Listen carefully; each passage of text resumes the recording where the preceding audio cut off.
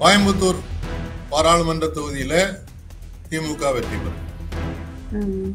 அதுக்கு முன்பு நடந்த சட்டமன்ற தேர்தலில் கோயம்புத்தூர் தெற்கு தொகுதியில சட்டமன்றத்துல வானதி சீனிவாசன் 1800 ஓட்டு வித்தியாசத்துல கமலஹாசன் அவர்களை தோற்கடித்தார். மோசடி நடந்ததான்றது ஒரு பக்கம். ஆனால் அங்குள்ள யதார்த்த நிலைமை என்னன்னு சொன்னா, அந்த தொகுதியில வசிப்பவர்களில் ஏராளமான பேர் இன்னைக்கு நீதிமன்றம் நீதிக்கு புறம்பானதாக செயல்பட ஆரம்பித்திருக்கிறது. அந்த சொந்த கால நிற்கக்கூடிய அமைப்புன்னு சொல்லுவாங்க, அவங்க சுயமாக முடிவெடுப்பார்கள் என்பதை விட்டுவிட்டு அரசாங்கம் சொல்லக்கூடியதை கேட்டுட்டு, ஏன்னா இப்ப அவங்க நீதிபதிகளை அப்பாயிண்ட் பண்றதே அவங்க தானே பண்றாங்க. முன்னாலெல்லாம் கொஞ்சமாவது நேர்மை இருந்தது. இப்போ அமித்ஷா அடிக்கடி தமிழ்நாட்டுக்கு வர்றாரு. வரும்போதெல்லாம் திமுகவை வீழ்த்தியே தீர்வோம், எங்களுடைய கூட்டணி ஆட்சி எங்க இருந்து நடக்கும். பாரதிய ஜனதா கட்சி தமிழ்நாட்டில் எந்த அளவுக்கு வளர்ந்திருக்கிறது, போன தேர்தலில் வாக்கு எவ்வளவு பெற்று இருக்கிறார்கள், அது பெற்றுக்கொண்டதுலேயே இன்னைக்கு பெரிய சந்தேகங்கள் வந்திருக்குது. அப்படி இருக்கும்போது திருப்பி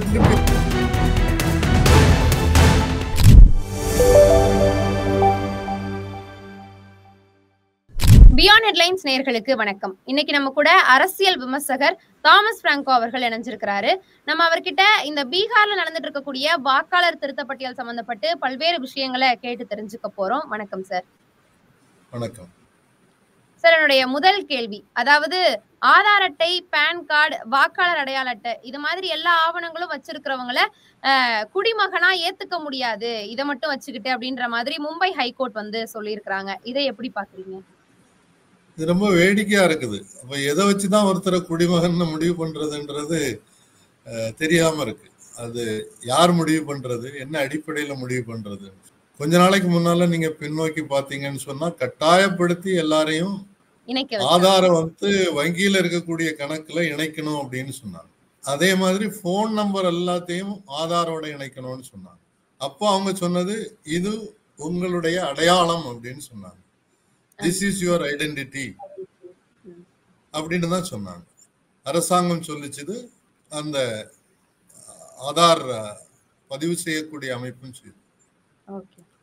அப்போ நானும் சில ஓய்வு பெற்ற IAS IFS அதிகாரிகளும் சேர்ந்து உச்ச நீதிமன்றத்துல ஒரு வழக்கு, அதுல நாங்க வச்ச வாதம் என்னன்னு சொன்னா, இந்த ஆதாரையும் வங்கி கணக்கையும் போன் நம்பரையும் இணைச்சாச்சுன்னு சொன்னா அதுல பெரிய ஆபத்துக்கள் இருக்கு.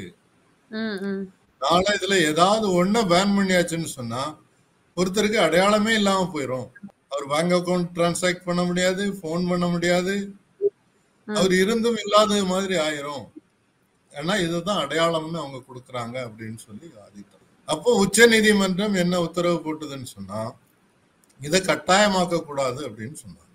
ஆனா இந்த அரசாங்கம் என்ன செய்ததுன்னு சொன்னா, வங்கிகளை கட்டாயப்படுத்தி நீங்க இதை வாலண்டியரின்னு சொல்லுங்க, உங்க தன்னார்வத்தோடு நீங்க இணைத்துக் கொள்கிறீர்கள் சொல்லி பேங்க் என்ன பண்ணுச்சுன்னா, நான் பேங்க்ல இருந்து ஓய்வு பெற்ற அதிகாரி, வங்கி அதிகாரிகள் சங்கத்தினுடைய அகில இந்திய பொதுச் செயலாளராக இருந்தார். பேங்குக்கு ரிசர்வ் பேங்க் என்ன சொல்லிச்சுன்னு சொன்னாக்கி, நீங்க கட்டாயமா எல்லாருக்கும் இணைச்சிடணும் அப்படின்னு. இன்னைக்கு பாத்தீங்கன்னா பேங்க்ல இருக்கக்கூடிய எல்லா கணக்குகளுக்கும் ஆதார் இணைக்கப்பட்டு, கூடுதலாக ஒருத்தருடைய கணக்கு தொடங்கும் போது அவர் இந்திய குடிமகனா இல்லையா அப்படின்றத வெரிஃபை பண்றதுக்கும் அவருடைய அடையாளம் முகவரி தெரிஞ்சுக்கிட்டதையும் ஸ்ட்ரிக்டா ஃபாலோ பண்றது வங்கிகள், குறிப்பாக பொதுத்துறை வங்கிகள். இப்ப நீங்க இன்னைக்கு ஒரு அக்கௌண்ட் திறங்குறதுக்கு போனீங்கன்னு சொன்னா, ஆதார்லயே உங்களுடைய முகவரி சரியா இருந்ததுன்னா வேற எதுவுமே வேண்டாம். என்ன ஒரு போட்டோ இருக்குது, உங்க முகவரி, பேங்க் அக்கௌண்ட். இப்போ அது இன்னைக்கு அடையாளம் இல்லைன்னு சொன்னாச்சுன்னாக்கி அந்த நீதிபதிகள்ல என்ன சொல்றதுன்னு எனக்கு புரியல. இன்னைக்கு நீதிமன்றம் நீதிக்கு புறம்பானதாக செயல்பட ஆரம்பித்திருக்கிறது. அந்த சொந்த கால நிற்கக்கூடிய அமைப்புன்னு சொல்லுவாங்க, அவங்க சுயமாக முடிவெடுப்பார்கள் என்பதை விட்டுவிட்டு அரசாங்கம் சொல்லக்கூடியதை கேட்டுட்டு, ஏன்னா இப்ப அவங்க நீதிபதிகளை அப்பாயிண்ட் பண்றதே அவங்க தானே பண்றாங்க. முன்னாலெல்லாம் கொஞ்சமாவது நேர்மை இருந்தது. இப்போ பார்த்தோம் சமீபத்துல அதே மகாராஷ்டிராவில் ஒரு அம்மா, அவங்க பாரதிய ஜனதா கட்சியினுடைய செய்தி தொடர்பாளராக இவ்வளவு நாளா இருந்தவங்க, திடீர்னு அவங்க பாம்பே ஹைகோர்ட்ல நீதிபதியாக நியமிக்கிறாங்க. சோ இப்படிப்பட்டவங்க இப்படிதான் நிதியை கொடுப்பார்கள். சோ இதுல நீதி அல்ல அநீதி தான் விளைவிக்கப்பட்டிருக்கிறதுன்னு தான் பார்க்கணும். தகுதி இருக்கக்கூடிய வாக்காளர்களுமே இந்த வாக்காளர் பட்டியல இருந்து நீக்கப்பட்டிருப்பதா நாடாளுமன்றத்துல எம்பிக்கள் போராட்டத்துல ஈடுபட்டு இருக்கிறாங்க. இதுல என்ன பார்த்தோம் அப்படின்னா 7,24,00,000 பேர் தான் இருக்கிறாங்க. மிச்சம் 65 லட்சம் பேர் வந்து நீக்கப்பட்டிருப்பதா தகவல் வந்திருக்கு. போராட்டத்தினுடைய பின்னணியை நம்ம கொஞ்சம் பார்க்கணும். எல்லா மாநிலங்களிலும் வருஷத்துக்கு ஒரு தடவை இந்த பட்டியலை புதுப்பிப்பது. பொதுவா ஜனவரி மாசத்துல நீங்க 18 வயதை எட்டி விட்டீர்கள் என்றால் நீங்க பதிவு செய்து கொள்ளலாம். அப்ப புதுசா ஆள் சேர்க்கிறது என்பது தொடர்ந்து நடந்துகிட்டு இருக்கு. அதே மாதிரி யாராவது இறந்து போனார்கள்னாக்கி அவங்களுடைய பெயர்கள் அதுல இருந்து நீக்கப்படும். இதுல இந்த ஸ்பெஷல் இன்டென்சிவ் ரிவிஷன் சொல்றத நான் இன்னைக்கு என்ன சொல்றேன்னா ஸ்பெஷல் இன்டென்சிவ் ரிஜெக்ஷன் இருக்கிறவங்கள இல்லைன்னு சொல்றதுதான் இப்ப நடந்துட்டு இருக்கு. இதுல குறிப்பாக பாத்தீங்கன்னு சொன்னா பீகார்ல நடந்திருக்கிறதை பொறுத்தவரையில ஒரே வீட்டுல ஒரே ஒரு ஆள் தங்கி இருக்கக்கூடிய வீட்டுல 286 பெயர்கள் பதிவு செய்யப்பட்டது. நேற்று ராகுல் காந்தி வந்து பீகார்ல இருக்கக்கூடிய பட்டியலிலிருந்து நீக்கப்பட்டவர்கள் கொஞ்சம் பேரோட, எல்லார்ட்டையும் இல்ல, கொஞ்சம் பேரோட ஒரு உரையாடல் நடத்தி இருக்கிறாரு. எல்லாரும் சேர்ந்து நின்று டீ குடிக்கக்கூடிய புகைப்படம் என்பது இன்னைக்கு சமூக ஊடகங்கள்ல வந்திருக்கு. முதன்முறையாக வாழ்க்கையில இறந்து போனவர்களுடன் தீ அருந்துகிறேன் அப்படின்னு அவர் சொல்றாரு. இவங்க எல்லாம் உயிரோட இருக்கக்கூடியவங்களுடைய பெயர் அவங்க இறந்து போனார்கள் சொல்லி பட்டியலில் இருந்து நீக்கப்பட்டிருக்கு. அடுத்து ஒரே ஆளுக்கு 2 அடையாள அட்டை இருக்கு.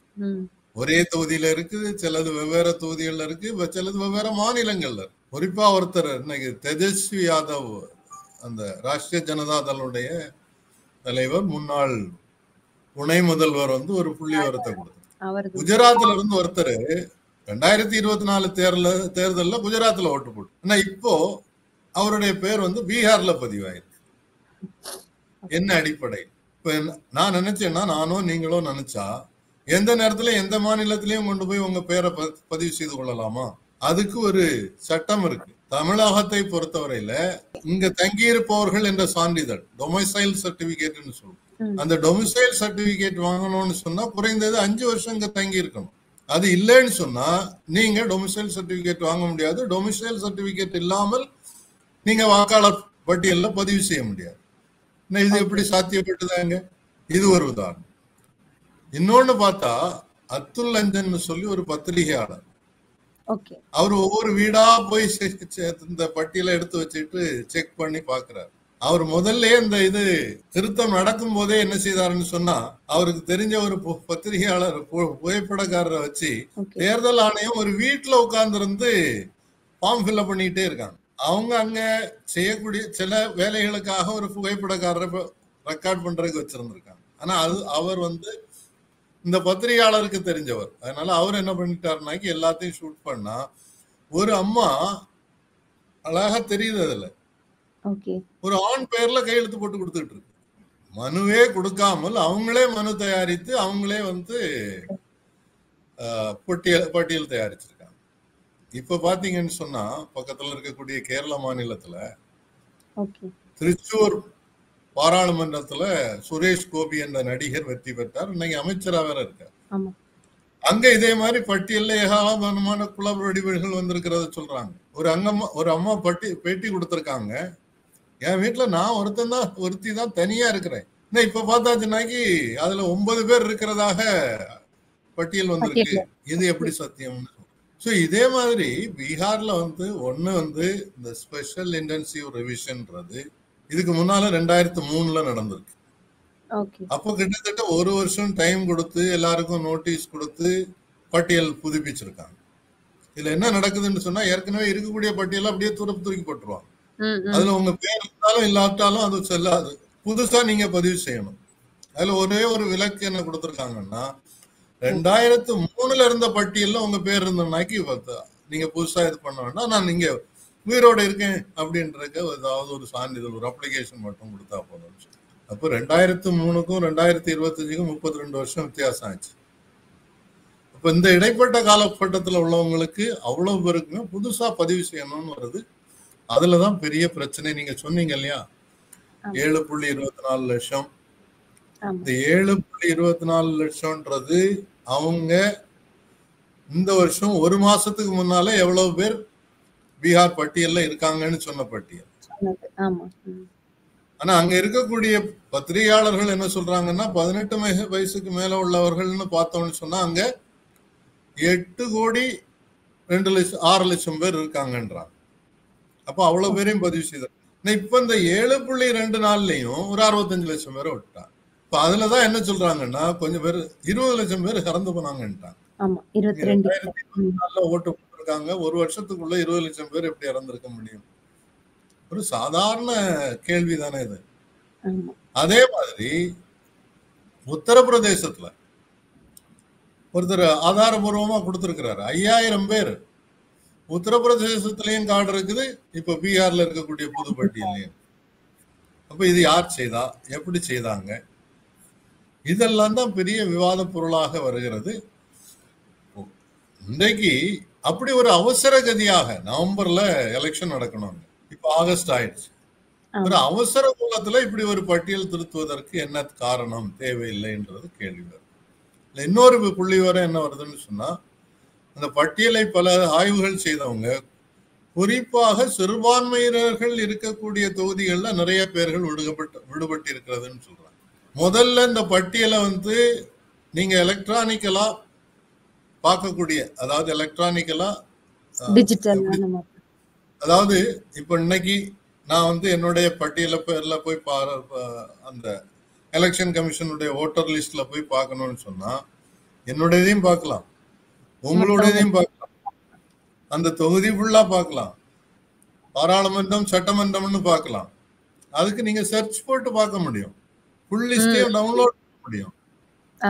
பீகார்ல இதுல கேள்வி எழுப்பின உடனே அதை எடுத்துட்டாங்க. அந்த பட்டியலை எடுத்துட்டு ஒரு ஜெராக்ஸ் காப்பிய ஸ்கேன் பண்ணி அதை அப்லோட் பண்ணிருக்கு. அப்ப ஸ்கேன் பண்ண காப்பியை நீங்க இந்த மாதிரி சர்ச் பண்ண முடியாது. அப்ப எதை மறைக்கீங்கன்னு ஒரு கேள்வி இருக்கு இல்லையா? ஒரு பகிரங்கத்தன்மை வேண்டும்ன்றதான ஒரு தேர்தல் ஆணையத்துக்கு எல்லாரும் சொல்லக்கூடியது. அது ஒரு நியாயமான அமைப்பாக இருக்கணும்னு தானே எல்லாரும் எதிர்பார்க்கிறது. நியாயம் நீதி என்பது அங்க செத்து போய்விட்டது என்பதுதான் இதனுடைய அடையாளமா தெரியுது. அதனாலதான் பாராளுமன்ற உறுப்பினர்கள் போராட்டம் நடத்தினாங்க, ஊர்வலம் நடத்தினாங்க, கைது பண்ணாங்க. இன்னும் போராட்டம் என்பது பாராளுமன்றத்துக்குள்ள தொடருகிறது.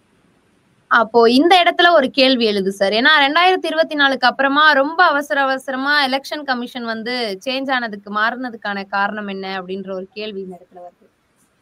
2024க்கு முன்னாலேயே இந்த ஊழலை செய்துட்டு தான் இருந்தாங்க. அதை யாரும் கூர்மையாக பார்க்கல. 2024 தேர்தல் முடிந்த உடனே ஓட் ஃபார் டெமோக்ரஸின்னு ஒரு அமைப்பு, அதுல எம்ஜி தேவசாயம் IAS நம்ம மாநிலத்தை சார்ந்தவர், இதுல ஹரியானா மாநிலத்தினுடைய முதன்மை செயலாளர் பொறுப்புல இருந்தவர். அவரு கூட பல நிபுணர்களும் சேர்ந்த ஒரு கமிட்டி போட்டு, டீஸ்டா ஸ்டெட்டல்வார்ட் நீங்க கேள்விப்பட்டிருப்பீங்க, ஒரு மிகப்பெரிய மனித உரிமை போராளி, அவங்க எல்லாம் சேர்ந்து ஒரு அறிக்கையை தயாரிச்சு அந்த அறிக்கையை வெளியிட்டு இருக்கிறாங்க. அந்த அறிக்கையில கொடுத்திருக்கக்கூடிய புள்ளி விவரப்படி 79 பாராளுமன்ற தொகுதிகளில் தேர்தல் முடிஞ்ச அன்னைக்கு தேர்தல் ஆணையம் அறிவித்த பதிவான வாக்குகளுடைய எண்ணிக்கையை விட எண்ணப்பட்ட வாக்குகள் அதிகம். இது எப்படிங்க சாத்தியம்? ஒரு இவிஎம் பயன்படுத்துறோம்னு சொல்றாங்க. நீங்க ஒரு கால்குலேட்டர்ல 10 தடவை டோட்டல் போட்டாலும் ஒரே டோட்டல் தானே வரும். அப்போ அந்த டோட்டல் போட்டு சொன்ன பிறகு எண்ணும் போது எப்படி வாக்காளர்களுடைய எண்ணிக்கை அதிகரித்ததுன்னு கேள்வி வரும். அதை கொஞ்சம் கூட ஆய்வு செய்து பார்க்கும்போது இந்த எண்ணிக்கைக்கும் அந்த தொகுதியில எல்லா தொகுதியிலையும் பிஜேபி வெற்றி பெறுகிறது. இந்த 79 தொகுதியில அந்த வெற்றி பெற்ற வாக்காளர்களுடைய எண்ணிக்கை, வாக்கு என்பது அந்த மார்ஜின் சொல்லுவோம் இல்லையா, வெற்றி பெற்ற ஒருக்கும் தோல்வி பெற்றவருக்கும் உள்ள வித்தியாசம் என்பது இந்த அதிகமாக எண்ணப்பட்ட வாக்குகளை விட குறைவாக இருக்கிறது. அப்போ இது நேரடியாக மோசடின்னு தெரிஞ்சு போச்சு. அது அவங்க பகிரங்கமாக வெளியிட்டாங்க, பத்திரிகையாளர் சங்க சந்திப்பில் தெரிவித்தார்கள். அது ஒரு மிகப்பெரிய விவாதத்தை உருவாக்கியது.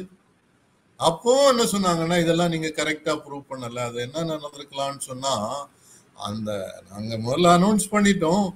ஆனா 5:30 மணிக்கு மேல ஒருவேளை கூட்டம் இருந்திருக்கும், அவங்களெல்லாம் ஓட்டு போட விட்டுருப்பாங்க. நீங்க 7 மணிக்கு கொடுத்த நம்பி எண்ணிக்கை அப்புறம் எப்படி மாடுச்சு? இது இந்த மாதிரி ஒரு கேள்விகள் எழுப்பினதும் தேர்தல் ஆணையம் இப்போ ஒரு புதிய யுத்தியை பார்க்கிறாங்க.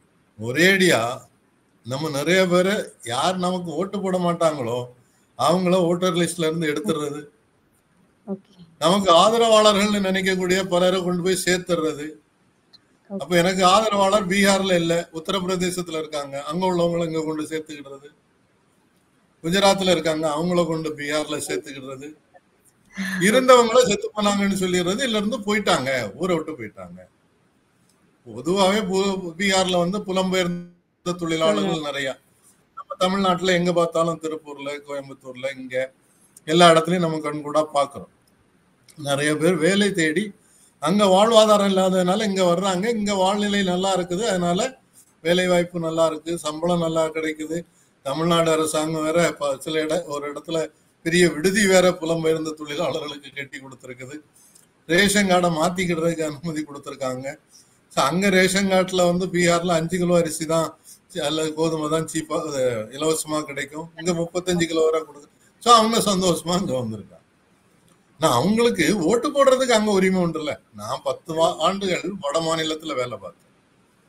என் வாக்காளர் அடையாளத்தை என் தொகுதியில தான் வச்சிருந்தேன், கன்னியாகுமரியில தான் வச்சிருந்தேன். அந்த டைம்ல ஓட்டு போடுவேன். ஏன்னா இது எனக்கு ஒரு பெரிய உரிமை, இந்த அரசியல் சாசனம் கொடுத்த உரிமை. அந்த உரிமையை நான் இழக்க கூடாதுன்னு சொல்லி இப்ப என்ன செய்திருக்காங்க, இந்த மாதிரி சொன்னவங்க எல்லாம் அவங்க எல்லாம் இந்த அட்ரஸ்ல இல்ல, போயிட்டாங்க இப்படின்னு சொல்லி நீக்கி விட்டுரு. அப்போ அது யாருக்கு உதவியாக இருக்கும்? இது அவ்வளவு பட்டியல்ல பேர் சேர்க்கிறதும் நீக்கிறதும் பாரதிய ஜனதா கட்சியினுடைய ஆட்கள். 4 லட்சம் தொண்டர்கள் இதில் ஈடுபட்டார்கள்னு சொல்றாங்க. திடீர்னு 4 லட்சம் தொண்டர்கள் எங்க இருந்து வந்தாங்க? ஒரு பத்திரிகை செய்தி கொடுக்கல, டிவியில சொல்லல, எங்களுக்கு தொண்டர்கள் வேணும்னு தேர்தல் ஆணையம் கேட்கல. ஆனா 4 லட்சம் பேர்னா யாரு? RSS பிஜேபி கொண்டு வச்ச ஆட்கள். அவங்க கொண்டு போய் இந்த மோசடியை செய்திருக்கிறாங்க. இதுதான் உண்மையில நடந்திருக்கு. இப்போ இதே மாதிரி பிரச்சனை தமிழகத்துக்கு வர வாய்ப்பு இருக்கா? அந்த மாதிரி இதே திருத்த சட்டப்பட்டியல் அப்படிங்கிற மாதிரி அப்படி வந்தா அதை தமிழகம் எப்படி எதிர்கொள்ளும் அப்படிங்கிறது? அதாவது தமிழகத்துக்கு இந்த ஒரு பிரச்சனை ஒரு பெரிய ஆபத்தை உருவாக்கக்கூடிய சூழல். இப்ப இந்த 2024 தேர்தலுக்கு பிறகு பார்த்தோம், மகாராஷ்டிராவில் தேர்தல் நடந்தது, அங்கேயும் இதே மாதிரி குளறுபடி. ஹரியானாவில் தேர்தல் நடந்தது, இதே மாதிரி குளறுபடி. இப்போ அமித்ஷா அடிக்கடி தமிழ்நாட்டுக்கு வர்றாரு. வரும்போதெல்லாம் திமுகவை வீழ்த்தியே தீர்வோம், எங்களுடைய கூட்டணி ஆட்சி எங்க இருந்து நடக்கும்?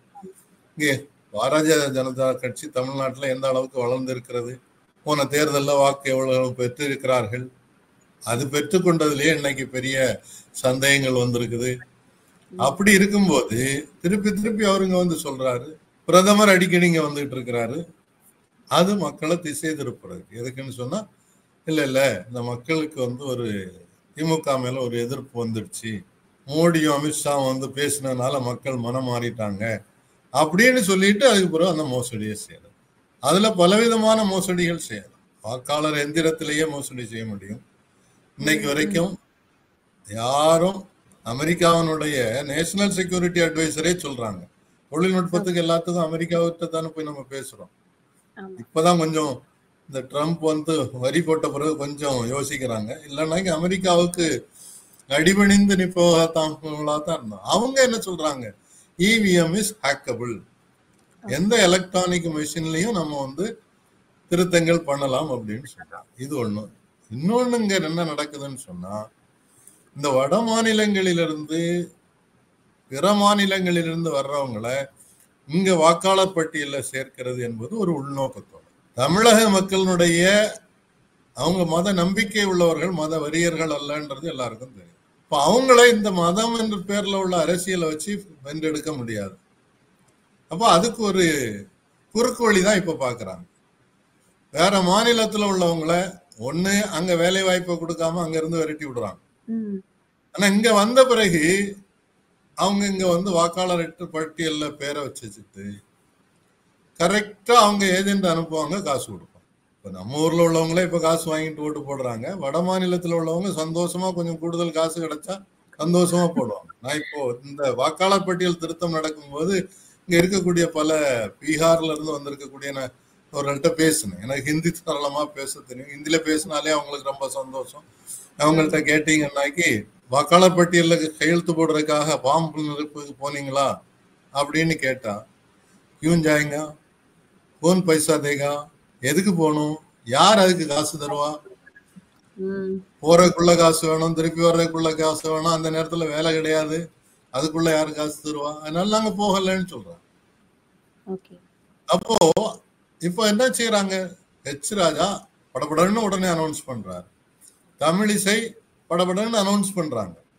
ஆமாம், அரசியல் சாசனம் படி இது இருக்கக்கூடிய உரிமை, நீங்க இந்தியாவில் எங்க இருந்தாலும் ஓட்டு போடலாம், அப்ப ஏன் இங்க பதிவு செய்யக்கூடாதுன்னு கேள்விகள். இதுல 2 விதமான பாதிப்புகள் வரும். ஒண்ணு, ஏற்கனவே நிறைய பேரு ஒரு மாநிலத்தை விட்டு இன்னொரு மாநிலத்துல வரும்போது அந்த மாநிலத்திற்குள்ளே இருக்கக்கூடிய கலாச்சாரத்திலேயே வேறுபாடுகள் வரும்.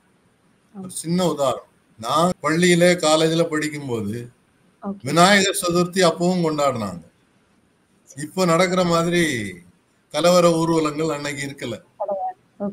ஆனா வட மாநிலத்துல 10 வருஷம் வட மாநிலத்துல இருந்த போது பார்த்தேன், அங்க அது பெரிய அளவுல இது ஒரு ஊர்வலம் எல்லாம் நடக்கும். இன்னைக்கு அது இங்க வந்துருச்சு, அதனால பிரச்சனைகளும் வருது.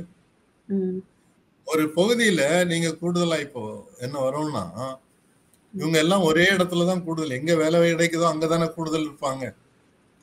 அந்த இடத்துல பகுதி சேர்ந்துட்டாங்கன்னு சொன்னா, அவங்க ஒரு 10,000 பேர் ஒரு சட்டமன்ற தொகுதியில புதுசா சேர்ந்தாங்கன்னா கூட, இன்னைக்கு தமிழ்நாட்டுல கேரளாவில் அதோட இது ரொம்ப இது, ஒரு தொகுதியில ஜெயிக்கிற மார்ஜினே 2000-3000 தான் ஜெயிப்பாங்க. அப்ப இந்த எண்ணிக்கை வந்து ஒரு பெரிய மாற்றத்தை காட்டும்.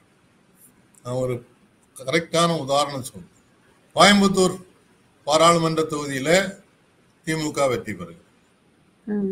அதுக்கு முன்பு நடந்த சட்டமன்ற தேர்தல்ல கோயம்புத்தூர் தெற்கு தொகுதியில சட்டமன்றத்துல வானதி சீனிவாசன் 1800 ஓட்டு வித்தியாசத்துல கமலஹாசன் அவர்களை தோற்கடிக்கிறார். மோசடி நடந்ததான்றது ஒரு பக்கம். ஆனால் அங்க உள்ள யதார்த்த நிலைமை என்னன்னு சொன்னா, அந்த தொகுதியில வசிப்பவர்களில் ஏராளமான பேர் வட மாநிலத்தை சார்ந்தவர்கள். நான் ஹிந்தி சரளமா பேசுவேன்றதுனால நான் அங்க பிரச்சாரத்துக்கு போகும்போது என்னை கூட்டிட்டு போயிருக்கிறாங்க. ஹிந்தியில பொதுக்கூட்டத்துல பேசுறதுக்கும் ஹிந்தியில மைக் அனௌன்ஸ் பண்றதுக்கும்.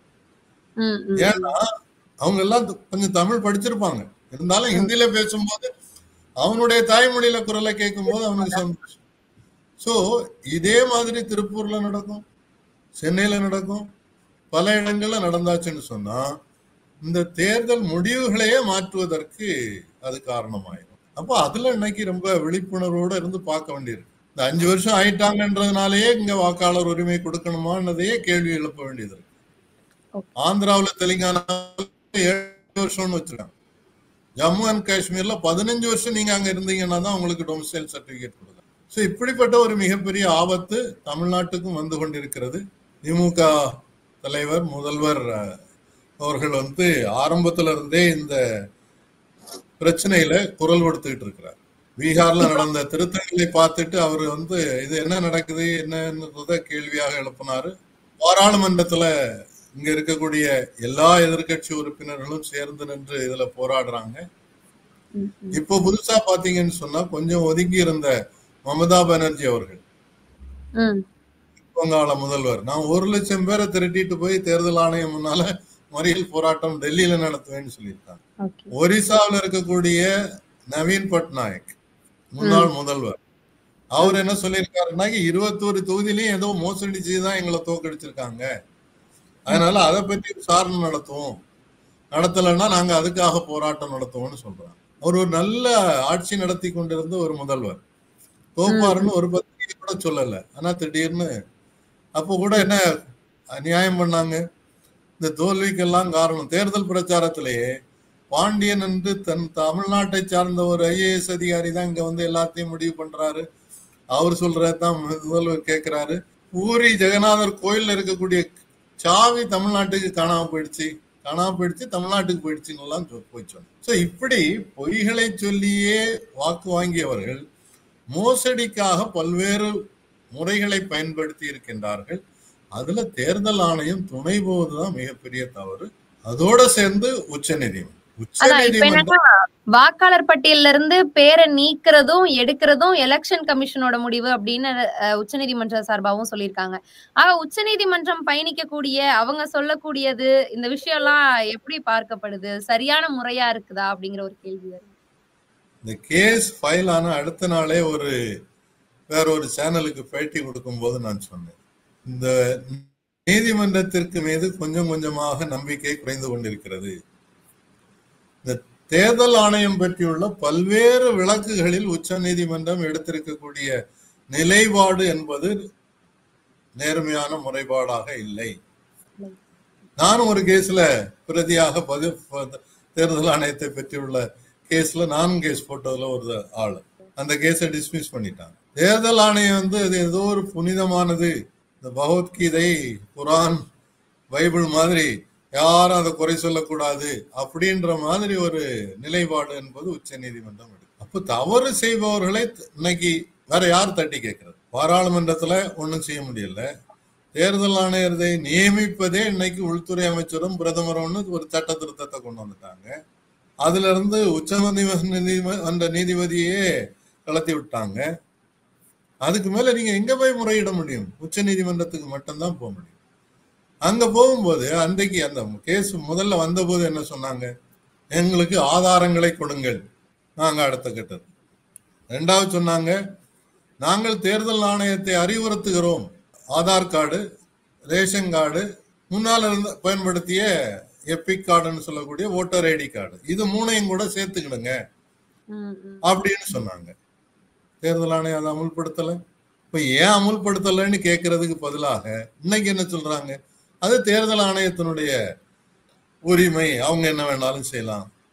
அடுத்து என்ன சொன்னாங்கன்னா, ஒரு 12 பேர் விடுபட்டிருக்காங்க அல்லது தப்பாக பதிவு செய்யப்பட்டிருக்கிறார்கள் என்பது எங்களுக்கு ஆதாரபூர்வமாக கொடுங்க, நாங்க இந்த பட்டியலையே ரத்து பண்ணிடுவோம் இப்படின்னு ஓரலாம் பேசும்போது ரொம்ப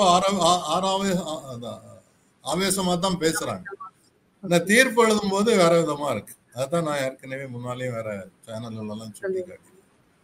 இப்ப என்ன சொல்றாங்கன்னு சொன்னா, இதெல்லாம் தேர்தல் ஆணையத்தினுடைய உரிமைன்னா அப்புறம் எதுக்கு உச்ச நீதிமன்றம்? இவ்வளவு தவறுகள் நடக்கும்போது அந்த தவறுகளை தட்டி கேட்பதற்கு வேற எங்க போறது? இந்த அமர்வுல இருக்கக்கூடிய 2 நீதிபதிகளும் என்ன செய்யறாங்கன்னு சொன்னா, இதுக்குள்ள அந்த கேஸை முடிச்சிருக்கலாம். பல புள்ளி விவரங்களை கொடுத்தாச்சு. செத்து போனவங்கன்னு சொன்னவங்க 2 பேரும் அங்க கொண்டு கோர்ட்லயே நடத்தியாச்சு. அதுக்கு பிறகு இது தப்பு, இந்த பட்டியலை இப்ப பயன்படுத்தாதுங்க, ஏற்கனவே தயார் செய்த பட்டியல் இருக்கிறது, அந்த பட்டியலை நீங்க 1 மாசத்துக்குள்ள அப்டேட் பண்ணணும்னா அப்டேட் பண்ணிக்கிடுங்க, புதுசா சேர்க்கிறதோ நீக்கிறதோ முறையாக சரியாக செய்யுங்க அப்படின்னு ஒரு உத்தரவு போட்டிருந்தா போதும். அதுக்கு பதிலாக அவங்க என்ன செய்யறாங்கன்னா, ரொம்ப விவரமா இழுத்துக்கிட்டே போறாங்க. சரி, அடுத்த இன்னொரு 1 வாரம் கழிச்சு திருப்பி வாங்க கேட்போம். எனக்கு என்ன பயம்னாக்கி அதுக்குள்ள தேர்தல் தேர்தலே நடந்து முடிஞ்சிடும் போல இருக்கு. இந்த கேஸ் முடிஞ்சு ஏன்னா கேஸ் தீர்ப்பு சொல்லியாச்சுன்னாக்கி உடனே நீங்க அதுக்கு மேல இருக்கக்கூடிய ஒரு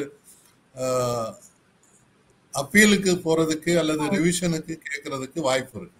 அதுக்கு வாய்ப்பு கொடுக்காமல் செய்துட்டு இருக்காங்க.